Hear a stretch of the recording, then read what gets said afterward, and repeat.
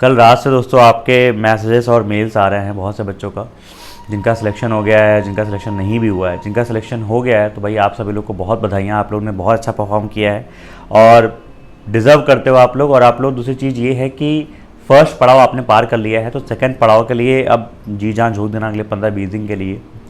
लेकिन ये वीडियो, ये मैसेज मेरा उन बच्चों के लिए है जो मतलब जिनका ना नहीं हुआ है। और उनके मैसेजेस से एक बच्चे का मेल था, उस लाइन को पढ़ के इतना मुझे दुख हुआ कि वो कहता है कि सर वाई इट्स ऑलवेज मी।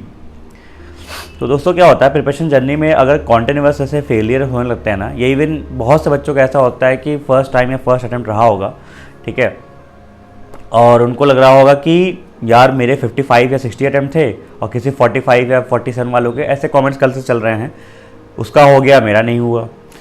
दोस्तों देखिए, पहली बात तो जिन लोग का नहीं हुआ है ना, उन लोग का मुझे पता है अभी फीलिंग जो आपकी चल रही होगी ना, वो कोई और समझ नहीं पाएगा। लोग आएंगे जाएंगे, आपको बोल तो देंगे कि हार जीत लगी रहती है, होता है नहीं होता है, ठीक है, इस बार नहीं तो अगले बार, ऐसा है वैसा है। लेकिन ये मुझे पता है ऑनेस्टली कि दिल से भाई जो अभी आप फील कर रहे होगे वो आपके अलावा और कोई नहीं समझ सकता। इवन मैं भी या फिर इंसान को दर्द होता है वो उसी को समझ में आता, बाकी और कोई समझ नहीं पाता। तो अभी आप बैठे होगे और सोच रहे होगे, बिल्कुल अपना इंट्रोस्पेक्ट करना चाहिए, क्या क्या चीज़ें हैं, सारी चीज़ें करना चाहिए। उसमें मैं आपको लेकिन ना कुछ पॉइंट्स देना चाहूँगा कि जब आप प्रिपरेशन करते हो ना, कुछ पॉइंट्स को दिमाग में जरूर रखा करो। मैं आपको एक चीज़ बताता हूँ। सबसे पहले दोस्तों, मैं हमेशा अपने प्रिपरेशन में एक चीज़ मानता था, जो मैंने फील भी किया था और जो मैं आप लोग को हमेशा ये चीज़ सिखाता भी हूँ कि प्रिपरेशन जो जर्नी होती है पूरी ना, ये पूरी की पूरी आप ये मान के चलो, अगर 100% प्रिपरेशन जर्नी है तो उसमें से 98-99% आपका होता है हार्डवर्क और आपकी तैयारी, और 1 या 2% होता है लक। सर लक की क्या बात कर रहे हो, लक वर्क होता भी है। मैंने कहा मैं आपको एक बात बताता हूँ। कोई अगर स्टूडेंट है, अभी जैसे मान लो कल कट ऑफ की बात हो रही है, वो किसी और स्टेट से उसने भरा है, वो 55 करके आया है, ठीक है, और उसका नहीं हुआ, और किसी और स्टेट से कट ऑफ कम चली गई, 47 वालों का हो गया, तो उसमें क्या, उसकी क्या गलती थी? वो तो किया ना। चलो ठीक है। अब दूसरी चीज़, एक चीज़ और बताता हूँ मैं आप लोग को। किसी बच्चे के मान लो सेम स्टेट से, अब कहोगे सर आप डिफरेंट स्टेट की बात करो, जिस स्टेट में वैकेंसी कम है वहाँ के बच्चों को ज़्यादा मेहनत करनी चाहिए। मैंने कहा अच्छी ऐसी बात है। मैंने कहा जिस मान लो सेम स्टेट की मैं बात करूँ, सेम स्टेट में किसी बच्चे कट ऑफ से 0.25 ज़्यादा हैं और किसी बच्चे कट ऑफ से 0.25 कम आ गए हैं, ठीक है, किसी बच्चों के जस्ट कट ऑफ के नंबर आए हैं, किसी बच्चों के पॉइंट कट ऑफ से जस्ट 0.25 नंबर कम है, तो क्या दोनों के नॉलेज में अंतर है? नहीं, सेम नॉलेज है। इट वॉज जस्ट उनका डे, उन्होंने गलत क्वेश्चन पिक कर लिया, कुछ वहाँ पे टाइम साथ नहीं दिया, पैनिक कर गए, बहुत सारे वहाँ फैक्टर प्ले करते हैं। और लक यही होता है कि वो आपका जो 45 मिनट्स है, वो 1 घंटा वहाँ पे किस तरीके से जा रहा है, किस सेंटर में आप बैठे हो, क्या वहाँ पे हालत है, क्या चीज़ें हैं, और किस तरीके से आप पेपर को 45 मिनट्स परफॉर्म कर रहे हो, राइट काइंड ऑफ क्वेश्चन आप सेलेक्ट कर लिए, सब कुछ बहुत सारे फैक्टर्स वहाँ प्ले करते हैं। और वो प्रिपरेशन जर्नी में ना, तो प्रिपरेशन जर्नी इतनी परेशानी आपको नहीं देगी, आपको प्रैक्टिकल होना सिखाएगा। दूसरा दोस्तों, आप में से कल मैं कई लोग का देख पा रहा हूँ, जो लोग के कमेंट मैक्सिमम लोग के बच्चे मेल किए थे। एक बच्चे ने मेल किया कि सर मैं कमेंट नहीं कर पा रहा हूँ क्योंकि कमेंट करने में मुझे शर्म आ रही है, क्योंकि कमेंट में बच्चे कम अटेम्प्ट वाले भी सिलेक्ट हो जा रहे हैं, 47, 45, 43 वगैरह जो भी था, और मेरे 55 अटेम्प्ट थे, मेरा सिलेक्शन नहीं हुआ, ठीक है। तो पहली बात तो देखिए, मैं आपको बताऊँ कि ये कोई भी शर्म वाली चीज़ नहीं, ये बहुत नॉर्मल चीज़ है, नॉर्मलाइजेशन का गेम है, एक्यूरेसी का गेम है। ऑनेस्टली हम लोग को थोड़ा बहुत ये मानना पड़ेगा कि कई बार चीज़ें होती हैं कि जो हम करके आते हैं वहाँ पे कुछ गलतियाँ होती हैं। जिस बच्चे का 47 पे हुआ है तो वहाँ 2-3 फैक्टर प्ले होंगे, स्टेट कौन सा है, नॉर्मलाइजेशन कैसा हुआ है, उसने एक्यूरेसी मेंटेन की होगी, शायद सारे क्वेश्चन सही किए होंगे, 1-2 गलत होंगे। 55-56 वालों का नहीं हो रहा है, आपकी क्या पता आपका स्टेट कैसा है, वहाँ पे वैकेंसी या फिर कट ऑफ हाई गई हो, 2-3 चीज़ें वहाँ पे जैसे मान लो कि आपकी गलतियाँ ज़्यादा हो गई हों। तो ये जो पॉइंट्स हैं इनको दिमाग में लेके चलना पड़ेगा, इनको दिमाग में लेके चलना पड़ेगा। तो ये दो जो पॉइंट्स दोस्तों है ना, एक तो हार्डवर्क और लक, और एक होता है कि ये जो फैक्टर्स पॉइंट्स हो गए ना, इनको आपको दिमाग में जरूर रखना होगा, तब जाके आप कहीं अपने आप को संभाल पाओगे और आगे के लिए अपने आप को तैयार कर पाओगे। तीसरा चीज, आप में से कई लोग कह रहे हैं कि सर घर वालों को कैसे बताऊं, पेरेंट्स को कैसे बताऊं, ऐसा है वैसा है।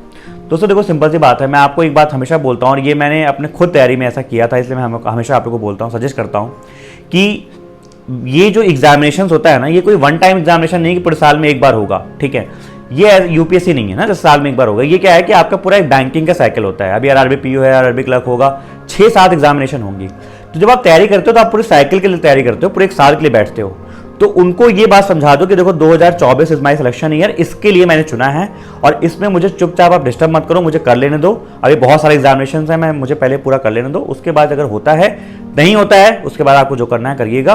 तो घर वालों को प्रैक्टिकली होकर बता दो। वैसे घर वाले मुझे पता है समझेंगे इस बात को, बिल्कुल समझेंगे। कुछ ही घर वाले बहुत ऐसे होते हैं, बहुत ही कम होते हैं जो नहीं समझते इस चीज़ को, और वो हर एक चीज़ में आपको पोक करते हैं, फिर आपको ऐसा बोलेंगे कि तुझसे नहीं हो रहा है, ये तू बंद कर दे, ऐसा है वैसा है। तो उनको आप ये समझा दो कि मुझे ये वाला साल आप दे दो, ये साल में मैं अच्छे से कर लूँगा, उसके बाद आप बोलना जो भी कहोगे मैं करूँगा, ठीक है। क्योंकि अल्टीमेटली वो अच्छा ही चाहते हैं ना आपका, वो खराब नहीं चाहते आपका। तो उनको समझाओ, आप उनको बस समझाना है। तो दोस्तों वीडियो शॉर्ट ही रखूंगा और एंड में आपको यही बोलूंगा कि अभी पॉइंट आपका ऐसा है जहां पे आपको दुख हुआ होगा, प्रॉब्लम हो गई होगी, और ये आप भी फील कर पा रहे होगे। अपने आप को इंट्रोस्पेक्ट करो, आप प्लान बनाओ चीज़ों को कैसे करना है, आगे कैसे हैंडल करना है, जो भी चीज़ें आपकी सारी हैं। बिल्कुल टूटना मत, सिंपल सी बात ये है, बिल्कुल टूटना मत। और मुझसे पूछोगे तो मैं सच में आपके ऊपर बहुत प्राउड फील कर रहा हूँ कि आपने जो भी किया अच्छा किया है। बस लगे रहना है, मेहनत अच्छे से करते रहना है। और मेन ये सीन है ना कि क्या बोलते हैं कि जिसे कई लोग के दिमाग में ये आता है कि यार उसका हो गया, जिनका हो गया उनके लिए एक अच्छी फीलिंग ये आप रखो कि हाँ ठीक है, ऐसा मान चलो कि उन्होंने शायद ज़्यादा मेहनत की होगी, ठीक है। जिनके 5-10 नंबर या फिर और भी ज़्यादा आए हैं, उनकी ज़्यादा मेहनत की होगी। तो क्यों ना इस चीज़ को हम भी अपने आप को इतना स्ट्रांग बनाएं, इतना स्ट्रांग बनाएं कि कोई भी स्टेट हो, कोई भी क्या बोलते हैं नॉर्मलाइजेशन हो, कुछ भी हो जाए, हम कहीं ना कहीं वे अबव कट ऑफ रहें। तो अपने आप को इतना मजबूत बनाना है। जब आप इतना मजबूत अपने आप को ऐसे बना लोगे तो फिर जब एग्जामिनेशन हम लोग देंगे ना तो कहीं चीज़ की टेंशन नहीं रह जाएगी। और बाकी फिर मैंने वही वाली बात बोली कि 99% आपका हार्डवर्क रहेगा। तो हार्डवर्क अपना करते रहो, और 1% वो लक पे डिपेंड करता है, वो उस पर छोड़ दो, वो आपके हाथ में नहीं है। जो 1% आपके हाथ में नहीं है उसको लेकर परेशान मत हो। एंड बस आपको मैं रिमाइंडर दे रहा था, ऐसा बड़े भाई, ऐसा दोस्त की ये मैंने फेस किया है और ये मुझे पता है ऐसी चीज़ें होती हैं, तो आपको पता होनी चाहिए, ठीक है। और बाकी टेंशन मत लो, अपना मेहनत करते रहो, टूटना बिल्कुल नहीं है, ठीक है। और बताना कैसे लगा आपको ये मैसेज, और पढ़ते रहो सभी लोग, और कैसे क्या सोच रहे हो, कैसे आपकी प्लानिंग होगी आगे, मुझे कमेंट सेक्शन में बताओ। मिलते हैं कमेंट सेक्शन में। Bye bye, take